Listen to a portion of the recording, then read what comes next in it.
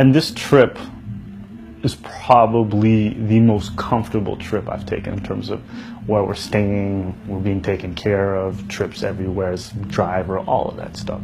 But it's also been the most difficult trip I've ever had to do in my life. And I mean, I've traveled to many countries, poor and rich, nothing but a backpack on me. And this trip has been the most difficult. I think at every building, every place I've been to, every time I looked, the people who owned the spaces were always white or light-skinned. The people who managed the spaces were always white or light-skinned.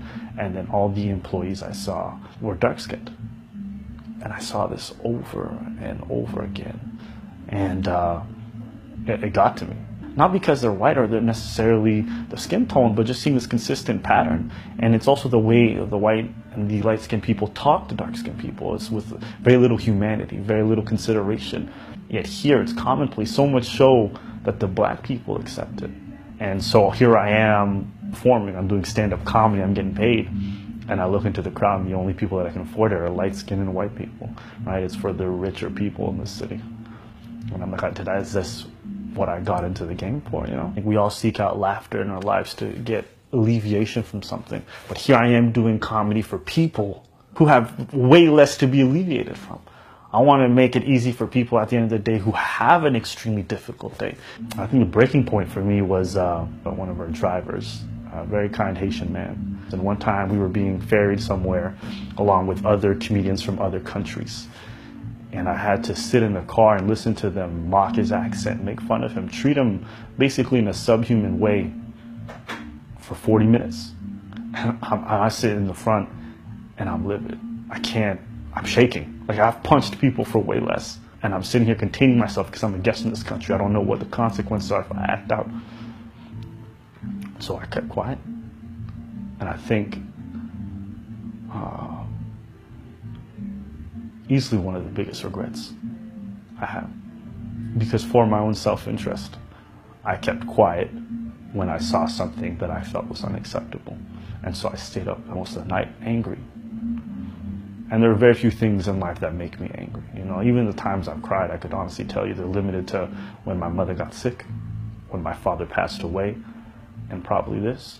Because even though I'm not of a Haitian background, I didn't come to this country to be of another country. I came here so I can really embroil myself in what it is to be part of this culture. And instead what I find myself doing is I find myself participating in a program that one way or another encourages the oppression of dark-skinned people. It seems like colorism is so entrenched in Haitian culture that, for me, it's shocking. It's shocking because this is the same country that, you know, we kicked out the French, the first slave colony to become an independent country. And so I've always looked up and I come here and I see that, you know, despite having expelled the white people, what I see is that the people who are sat at the top are white and light-skinned people.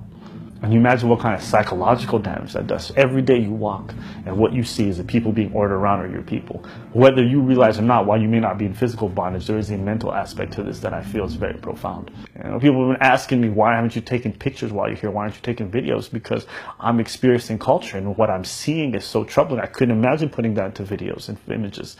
So then how am I supposed to document this stuff and share it with you guys? Because everyone wants to see happy pictures. Look at Haiti, it's so beautiful. And don't get me wrong, this country has a tremendous amount of beauty, but some of the issues that are engulfing me as I'm sitting here are so much more profound. It would be unjust and a lie for me to get on social media and be like, look at me in front of this Palm Beach. Who gives a fuck? There are real problems. It's a lie if I don't say this stuff, because this is a reflection of what I'm feeling. I've seen beautiful things, I've seen all of that, but the bigger underlying thing that I'm seeing that is just accepted by everyone that I can't come to terms with, it's hard.